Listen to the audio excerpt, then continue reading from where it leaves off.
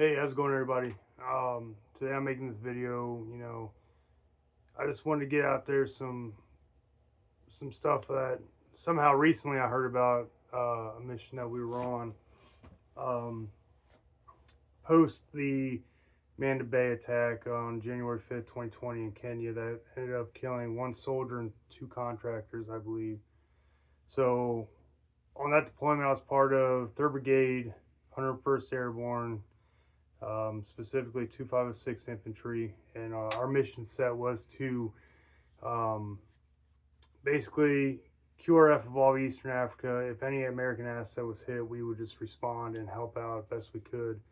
So on this particular day is when Al Shabaab decided to be the shithead skinnies that they are, and attack our American airfield in Kenya.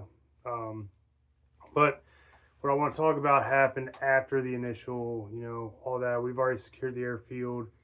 Um, you know, Little kind of brief about it was I was part of the first 30-man team from our unit. Couldn't send everybody at once.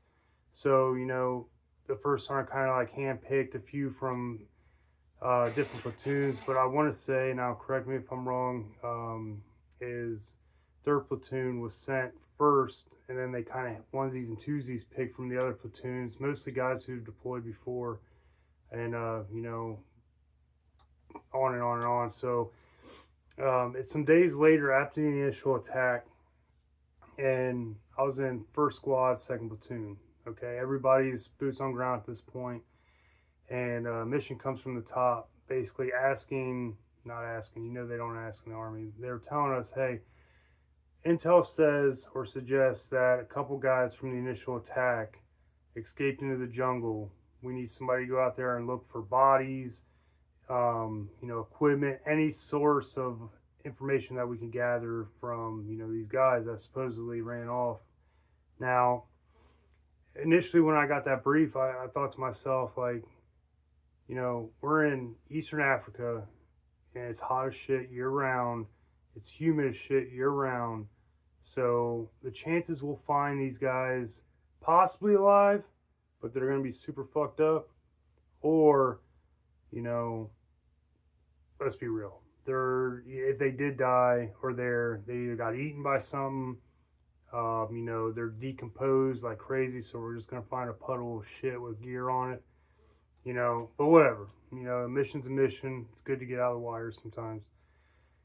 So we got tasked with this mission to go find these guys. So we infill through the tree line, super dense, super thick vegetation. So very hard to maneuver for the first, I'd say, hour and a half of our mission. And so therefore, finding guys or any sort of equipment in there is going to be super hard because you can only really see or maneuver within 10 feet in front of you. Your game plan and your next movement, whatever. I digress. But so to put this in perspective, it's a squad of 9 guys, and we're kind of in like an echelon formation doing black and gold. Okay, so what black and gold is when you're searching an objective or whatever you're searching, you want to zigzag.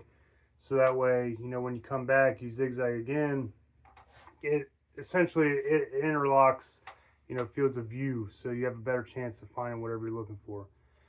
So this goes on for, like I said, about an hour and a half, and then finally, myself, I was Bravo team leader, our Alpha team leader, my squad leader was there, and our platoon leader was there. So 6 called all leadership to the center. Our guys, post out, post security, and we're just sitting here kind of, just throwing ideas back and forth. I'll give 6 credit for that. He was a kind of guy that, he would take your ideas into consideration, but at the end of the day, it was his call, which, this is how it goes.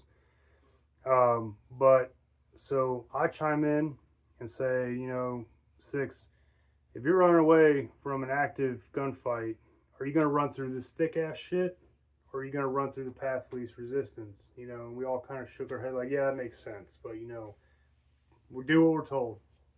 Well, we did what we were told, but we kind of, deviated slightly from the initial, do what you're told.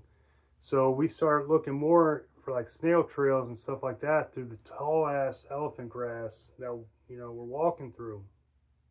So I give it 25 minutes at most, and I hear Sarn, Sarn, and it had to been directed at me because this private was on my team at the time, and I'm like, what? And he said, Private D.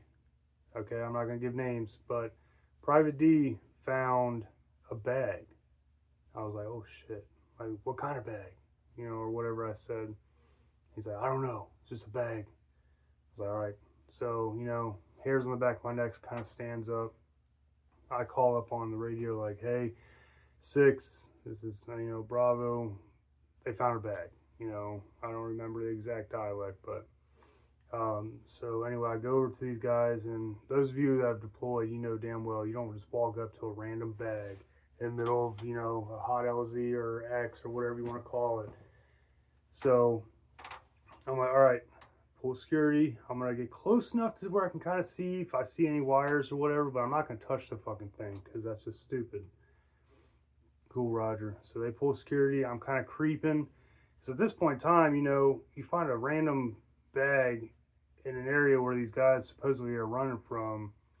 You kind of have to head on a swivel. You should always have your head on a swivel, but this time you can't get complacent. So anyway, I'm walking up to this bag, and sure enough, I start seeing a green, OD green satchel bag. It's one of the bigger ones, not like a little satchel bag. It's good size bag, just set up against a tree. You could not miss this bag if you were looking that way. So walk up, and I happen to see under the flap, about yay big, a hint of yellow. My mind immediately, triggered shit. There's a canister in there, whatever it may be. There's some object in there that, is concerning. So I call up to 6, like, hey, 6, I'm near the bag. It looks like there's something in it. Roger, I'm on my way. 6 comes up with my squad leader. All the Joes are pulling security.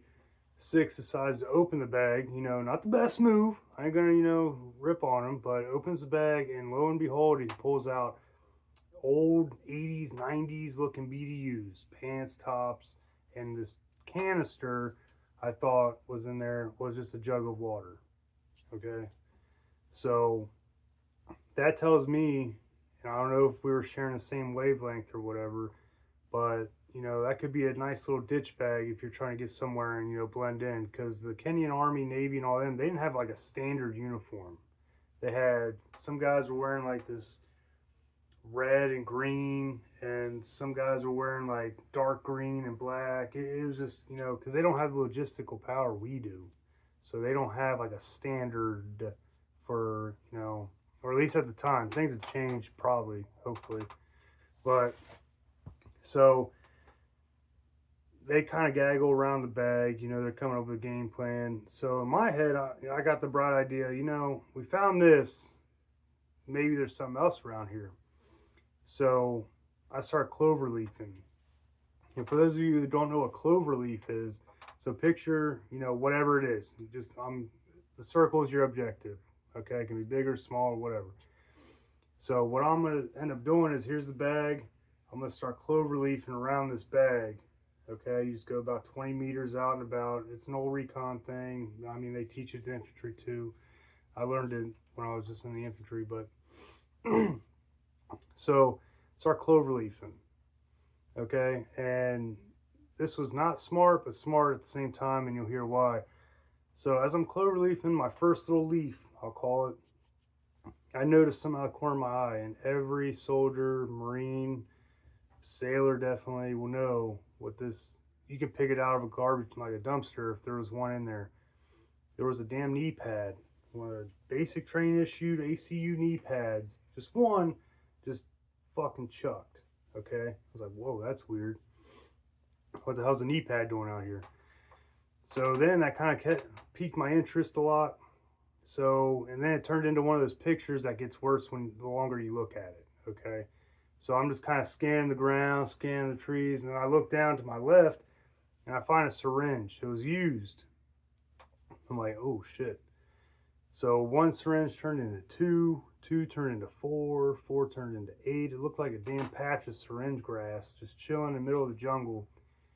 Then I noticed a Coke bottle, one of those mini Coke bottles, legit Coca-Cola, not Coke, full, about 3/4 of the way, maybe a little less, of this brownish white powder, which had to have been some sort of opium. All right, we're not stupid. You know, these skinnies, they'll shoot themselves up with opiums before they attack because it, I don't know, grants them strength or whatever the hell they believe in. So, boom, found syringes, found a knee pad, and a bottle of drugs. So I'm like, this is fucking getting weird quick, right? So anyway, I start moving forward a little bit and look to my right, and in the distance, about 10, 15 meters, give or take, about 10 pairs of these knee pads just scatterfucked everywhere. It's like they literally walked to their objective, took their knee pads off. Give them credit for that at least. You know, no one likes wearing knee pads. But, you know, they just ditched their gear right there. Excuse me. So that kind of piqued my interest even more. So I started scanning around. Next thing I find, when, mind you, this is a small radius, 20-meter bubble tops. I find a windbreaker. It was a green color, but what stood out to me was the inside, the liner was snow white. It was very, very obvious when you saw it. Looked a little bit more away from that windbreaker. Then I found a flick, which is a front load carrier for those who don't know what flick stands for. So more or less, it's just, you know, it's not a plate carrier. You can't put armor in it, but you can put like megs, pouches, whatever on it. Found one of those. It was dark OD green, and it had a blood stain on the back inside of the flick. So I'm like, oh shit. Next to the flick, find an empty AK mag. Why it was empty? You do the math. Who knows?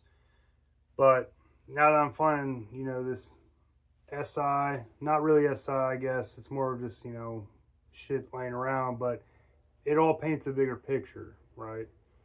So this is where the story gets crazy. And I'm not going to share a bunch of, you know, because I don't know what's classified, what's not. But all this was told to me after the fact, so I guess it's really not classified. So I look under this palm tree looking bush. It just literally looked like the top of a palm tree was stuck in the ground.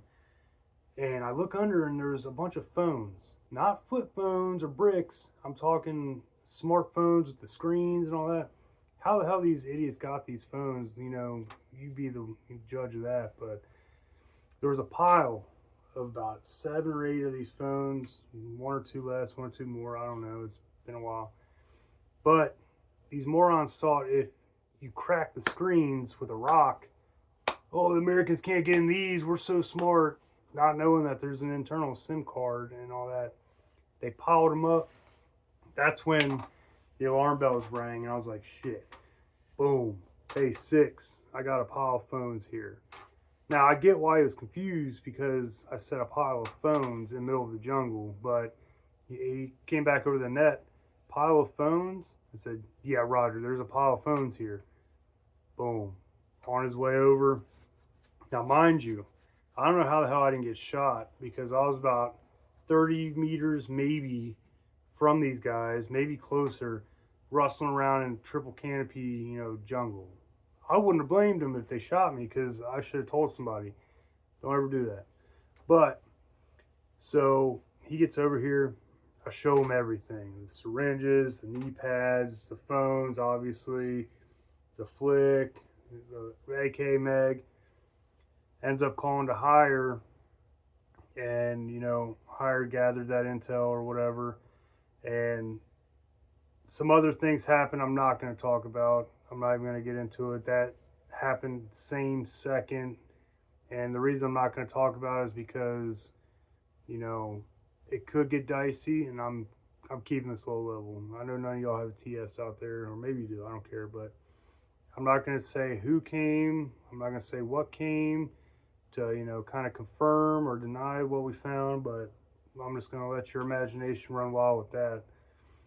Okay, so boom, RTB'd, got back, you know, we're all fucking hyped up, like, oh shit, we just found this intel, blah, blah, you know. We didn't tell everybody, but we told a few, but that was our first mistake because you know how PNN works. Goddamn shit travels faster than herpes in a strip club in the 70s. But, yeah, later on, I don't know the timeline. I'm going to say probably a few weeks. I'll just leave it at that. We ended up finding out that there was some very credible intel on those phones that led to the, you know, interrogation of a very credible source that was known to be on the good guy's side, if you catch my drift. But what ended up happening was kind of a breakdown of my understanding of how the attack happened was around 5:20 a.m. that morning on the west side of the airstrip.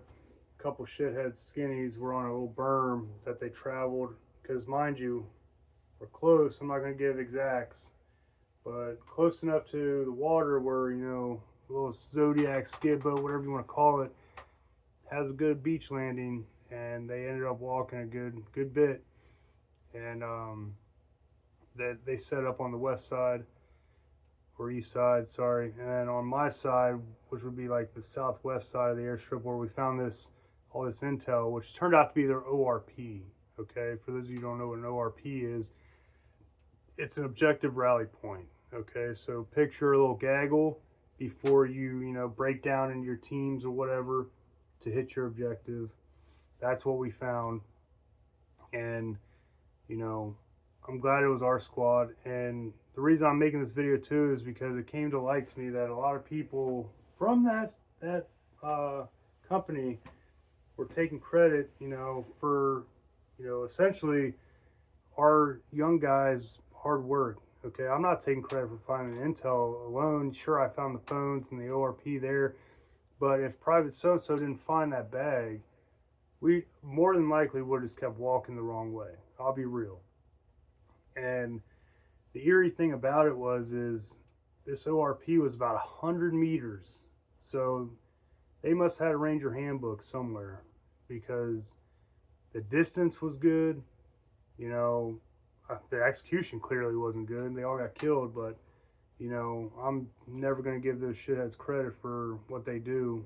But it eerie is the word I'm looking for, is how to the point of everything up to the attack was done properly, but once they started it, they got fucked up quick, as they always will.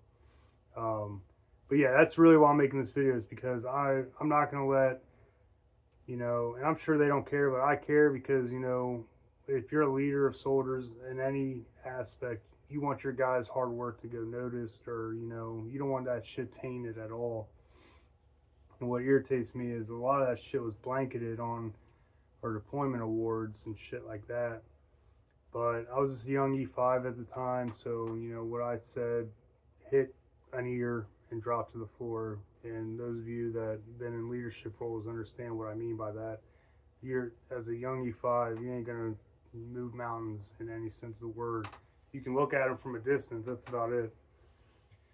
So yeah, that's it in a nutshell. That's the story I want to share, y'all. So like, subscribe, do what you want to do, I guess. I'm not going to ask or beg, but I'm trying to grow the channel a little bit. But I appreciate your time. Thank you.